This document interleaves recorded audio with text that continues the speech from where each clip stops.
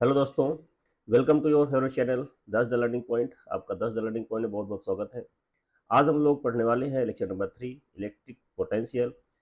अभी तक का जो इलेक्ट्रिसिटी का पार्ट हुआ है उसमें बेसिकली लेक्चर नंबर वन में हम लोगों ने चार्ज पढ़ा था, चार्ज के बारे में सारा कुछ समझा था।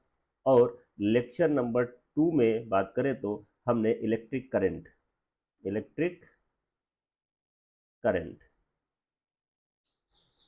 आई के बारे में समझा था, राइट।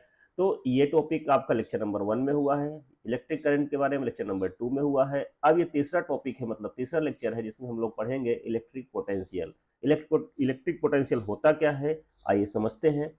इलेक्ट्रिक पोटेंशियल, सबसे पहले हमें यहाँ पर बात करें तो इलेक्ट्रिक पोटेंशियल की अगर हम डिफिनीशन लिखें तो इलेक्ट्रिक पोटेंशियल होती क्या है। Electric potential at a point is defined as the amount of work done to bring a unit positive charge from infinity that to that point against the electric field।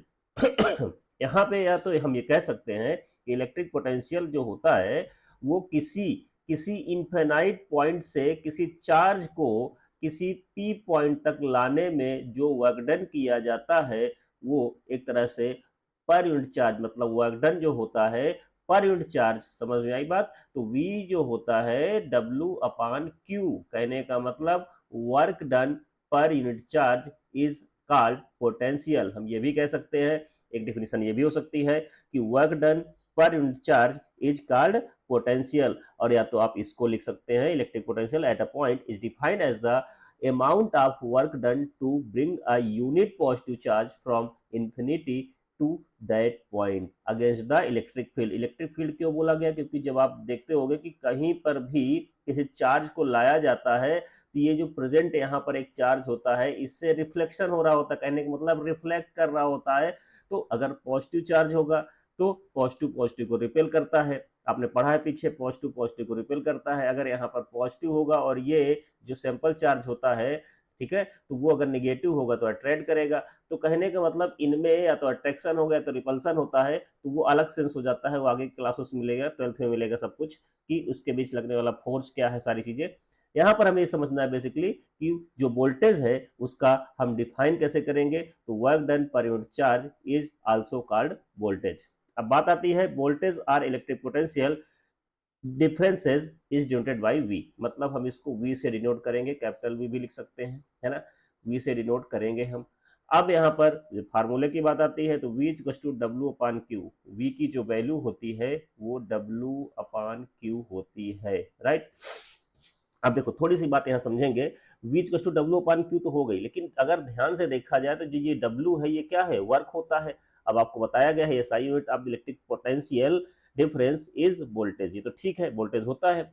SI unit of electric potential difference is volt is denoted by V, मतलब ये भी volt होता है, ठीक है।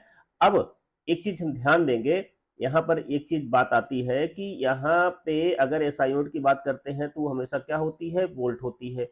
वो हमेशा क्या होती है, वोल्ट होती है। तो हम यहाँ पर वोल्ट लिखेंगे यूनिट को, किसके, इलेक्ट्रिक पोटेंशियल के। लेकिन अगर ये 1 वोल्ट है तो 1 वोल्ट क्या हो सकता है और क्या हो सकता है, तो समझिए अगर हम बात करें 1 वोल्ट की तो ये कब हो सकता है, जब 1 जूल एनर्जी पास होगी 1 कूलाम चार्ज, मतलब 1 जूल एनर्जी और 1 कूलाम चार्ज के रेशियो से ही क्या बना है, 1 वोल्ट बना है। तो हम कह सकते हैं कि 1 volt is equal to 1 joule into 1 coulomb inverse. तो 1 volt is equal to 1 joule coulomb inverse भी होता है।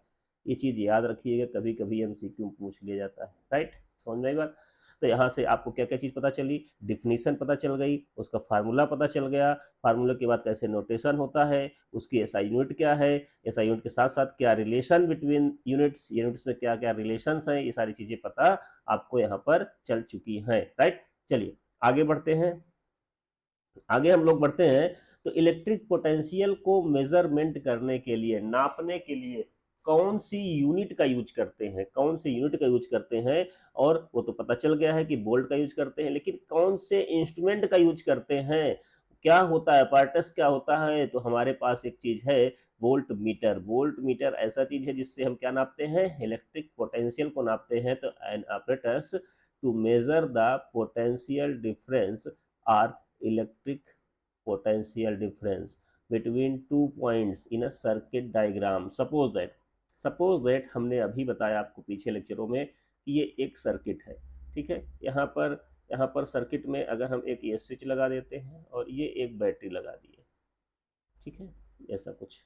और ये यहाँ पर करंट अगर हम यहाँ पर ऑन करते हैं तो ग्लो करने लगा। तो वोल्ट मीटर को हम लोग लगाते कहाँ है, पहले वो समझ लो। तो वोल्ट मीटर को हमेशा इस लोड के कहाँ लगाना है, पैरेलल में लगा देना है। जो हमारा लोड है उसके पैरेलल में लगता है ये, ठीक है। तो यहाँ पे वही चीज बात कही गई, why is a volt meter connected in parallel in a circuit. Circuit में वोल्ट मीटर को हम पैरेलल क्यों कनेक्ट करते हैं। तो हमारा आंसर क्या होना चाहिए, a voltmeter is connected in a parallel with circuit component to measure the potential difference across it. मतलब किसी भी सर्किट में वोल्ट मीटर को जब हम पैरेलल लगाते हैं तो वो क्या करता है, पोटेंशियल के डिफरेंस को फाइंड करता है, किसके क्रॉस में, जो लगाया गया लोड है। अच्छा, because in parallel connection the voltmeter get the same voltage as the component. मतलब जो इसमें कंपोनेंट लगा हुआ है, जितना वोल्टेज यहाँ पर होगा उतना ही वोल्टेज वोल्ट मीटर पर भी आएगा। तो बराबर वोल्टेज, सेम वोल्टेज को मेजर करने में हेल्प करता है, राइट। चलिए आगे बढ़ते हैं। हाँ, अगर देखा जाए तो वोल्ट मीटर का ये सिंबल होता है, एक तरह से इस तरह का वोल्ट मीटर होता है। इसमें दो टर्मिनल होते हैं, एक ये होता है, एक ये होता है। ये पॉजिटिव है, ये नेगेटिव है, उसमें लिखा है साफ साफ पॉजिटिव नेगेटिव। अच्छा, इसके साथ साथ इसमें कुछ ये खांचे कटे होते हैं, है ना। यहाँ पर कुछ मेजरमेंट करने का होता है, कितने वोल्ट है, 1 2 3 4 5 जितने भी यहाँ पे दिखाई देता है, तो उसका कुछ ना कुछ मेजरमेंट होता है, पैमाना होता है, जिसके आधार पे हम चीज़ों को नाप सकते हैं, राइट। चलिए आगे बढ़ते हैं। डिटेल रीजन, अगर हम बात करते हैं कि क्यों उसको पैरेलल में रखा गया है, तो उसके बारे में ये डिटेल रीजन है, आपको यहाँ पे दिया गया है। और ब्रीफली, जो कि आपके एग्जाम में, कॉम्पिटिटिव एग्जाम हो या वनडे एग्जाम हो, कोई भी एग्जाम हो, वहाँ पे इस तरह क्वेश्चन पूछे जा सकते हैं। मेजर पोटेंशियल डिफरेंस करेक्टली, मतलब पोटेंशियल डिफरेंस को करेक्टली नापने के लिए होता है। Potential difference between exist between two points of a component. मतलब जो पोटेंशियल डिफरेंस होता है वो दो पॉइंट के बीच में ही होता है। बिल्कुल सही बात है, अभी पीछे हमने बताया कि जो भी लोड होता है, लोड से पैरेलल में हम पोटेंशियल जो वोल्ट मीटर होता है उसको लगाते हैं, और यहीं से पता चल जाता है इसका पोटेंशियल डिफरेंस क्या है, ठीक है। और इसमें करंट कितना है, सारा कुछ पता चल जाता है अगर हम बैटरी लगा के ऐसे इसको क्लोज कर दे तो वोल्ट मीटर हमेशा पैरेलल में ही लगाया जा रहा है। In parallel connection, the voltmeter is connected across the same 2 points, so it measure the exact voltage। वही बात कही गई है कि एग्जैक्ट वोल्टेज को नापने के लिए सेम उस पॉइंट से कनेक्ट करते हैं जहां से हमारा लोड कनेक्ट रहता है, ठीक है। तो ये एग्जैक्ट वोल्टेज को हमें बता देता है। अच्छा, दूसरा कारण ये है कि वेरी हाई रेजिस्टेंस। ध्यान दीजिएगा, जो अभी पीछे क्लास में बताया था कि जो अमीटर था उसका रेजिस्टेंस क्या होता है, अमीटर का रेजिस्टेंस क्या होता था, लो रेजिस्टेंस होता था। लेकिन जब वोल्ट मीटर की बात हम करेंगे तो वोल्ट मीटर में क्या होता है, हाई, क्या होता है, हाई रेजिस्टेंस होता है, हाई रेजिस्टेंस होता है। तो a voltmeter has very high resistance and when connected in parallel it draw negligible current. मतलब जब इसको पैरेलल में लगा देते हैं तो इससे करंट बिल्कुल नथिंग, जीरो पास होती है। निग्लिजिबल, जीरो तो नहीं कह सकते हैं, जीरो कह देंगे तो फिर बहुत गलत बात हो जाएगी। निग्लिजिबल करंट मतलब ना के बराबर पास होती है ना, तभी वर्क करेगा वो। तो यहाँ पर ना के बराबर करंट पास होती है, बिल्कुल नथिंग करंट जिसको बोलते हैं। So it does not disturb the main circuit. Main circuit को ये डिस्टर्ब नहीं करता है। अगर कनेक्ट कहाँ है, पैरेलल में कनेक्ट है, सीरीज में कनेक्ट कर दे तो गड़बड़ हो जाएगा। तो यहाँ पर थर्ड पॉइंट कहता है प्रिवेंट चेंज इन करंट। मतलब क्या होता है कि ये करंट को चेंज नहीं होने देता है, उससे बचाता है। If connect in series it's high resistance would reduce current. अगर इसको हम सीरीज में जोड़ दें, सपोज दैट ये ऐसा है और जैसे बोल ऐसे लगा दें तो इसमें क्या हो जाएगा, हाई रेजिस्टेंस होता है, और आपको पता है I equal to V by R, बहुत ज्यादा रेजिस्टेंस होने के कारण ये करंट को क्या करेगा, करंट को ज्यादा रेजिस्टेंस होगा तो करंट बहुत कम हो जाएगी। अभी आगे हम लोग ओम्स लॉ में पढ़ेंगे ये सारी चीजें, तो यहाँ पर बात वही आएगी कि ज्यादा करंट हो जाएगा तो यहाँ पर जो ज्यादा रेजिस्टेंस हो जाएगा, मोर रेजिस्टेंस, तो यहाँ पे करंट स्लो हो जाएगी, लो हो जाएगी। इस कारण से इसको हम कहाँ पे पैरेलल पे यूज करते हैं, सीरीज पे नहीं यूज करते हैं। और अगर ऐसा करेंगे तो रॉन्ग रीडिंग आने लगेगी, मतलब वोल्ट मीटर पे जो रीडिंग आएगी बहुत गलत आ सकती है। ठीक है, समझ में आई बात। तो ये सारी कहानियां इसमें है, वोल्ट मीटर क्या होता है, पोटेंशियल क्या होता है, पोटेंशियल डिफरेंस क्या होता है, पोटेंशियल कैसे हम मेजर करते हैं, तो सारी बातों को आपने समझ लिया है। आगे बढ़ते हैं। आगे बात आती है, जैसे वन लाइन क्वेश्चन कहीं आ जाता है तो आपको उसको समझाना है। सब में आपका डायग्राम बना हुआ है, आपका जो रेजिस्टेंस है यहाँ पर देखिए, यहाँ पर वन लाइन बोर्ड आंसर अगर बात करें कितना लिखना है, ये डायग्राम कैसे देना है, तो इस तरह से कुछ आपको लिखना रहेगा। मान लीजिए आपको कोई भी एग्जाम है, एग्जाम में पूछ लेता है, तो इसमें आपको ऐसे लिखना है और ऐसे ऐसे डायग्राम को बना देना है, पूरे नंबर मिलेंगे। A voltmeter is connected in parallel because it measure the potential difference across component and due to its high resistance। ठीक है, एंड दूसरी चीज क्या है, इट ड्रॉ निग्लेजिबल करंट, मतलब आई नियर अबाउट निग्लेजिबल होती है, निग्लेजिबल मतलब निग्लेक्ट होती है बिल्कुल।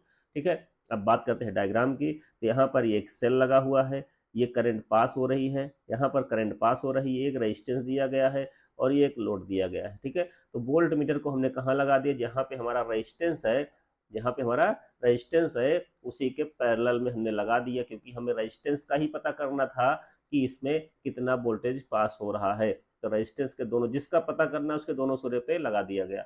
अब यहाँ पे लगा दिया गया कि पूरे इसमें रेजिस्टेंस में कितना वोल्टेज कंज्यूम कर रहा है वो सारा कुछ यहाँ पे लिख के आ जाएगा और पता चल जाएगा। तो कहने का मतलब वोल्ट मीटर को हमेशा हम कहाँ यूज करते हैं, parallel to the resistance use करते हैं, मतलब जो हमारा लोड होता है। ठीक है, यहाँ पर भी एक लोड दिया गया है तो हमें इसका पता करना था, तो यहाँ लगा दिया गया। आप एक सर्किट के क्या दो वोल्टेज लगा सकते हो, वोल्ट मीटर बिल्कुल लगा सकते हो, आपकी इच्छा है तो आप यहाँ एक वोल्ट मीटर लगा के चेक कर सकते हो। तो वो जो यहाँ पे करंट होगी उस समय यहाँ से जो करंट की खपत हुई होगी, इसके बाद जो करंट बचा हुआ होगा, है ना। सीरीज में है तो करंट हमेशा सेम रहती है, पैरेलल में है करंट अलग अलग हो जाती है। तो सारे कॉन्सेप्ट आगे पढ़ेंगे हम लोग।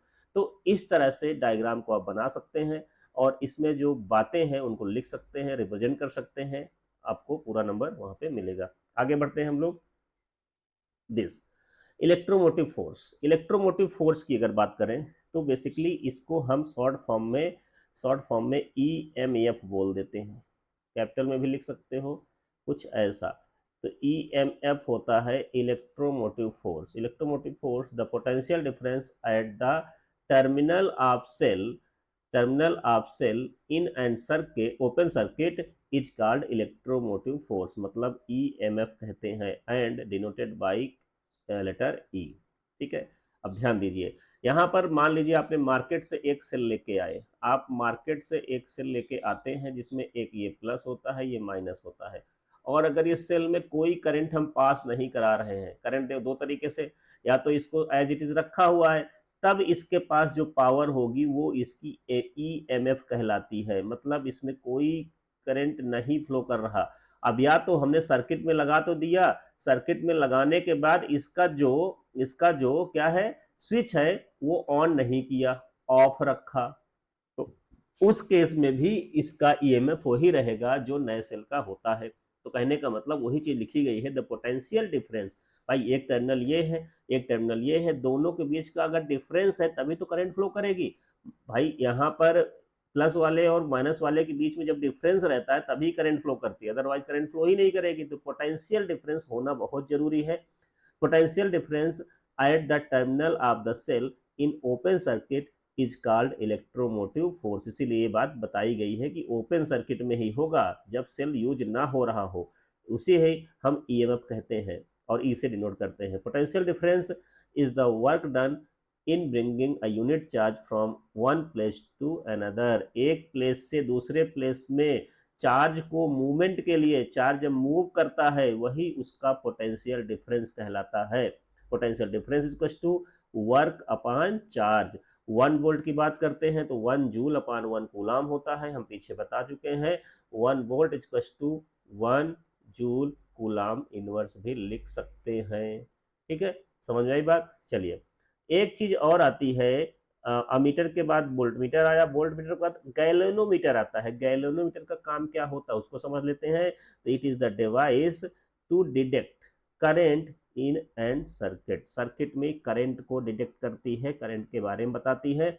और a galvanometer is connected in series in a circuit to detect small current because of it have low resistance। में क्या होता है, लो रेजिस्टेंस होता है। तो आप याद रखिएगा कि 3 बातें हैं। अगर हम अमीटर की बात करते हैं और वोल्टमीटर की बात करते हैं और गैलोनोमीटर की बात करते हैं, तो इन तीनों में सबसे, इसमें भी लो रेजिस्टेंस होता है, इसमें हाई रेजिस्टेंस होता है और इसमें लो रेजिस्टेंस होता है, ये याद रखिएगा।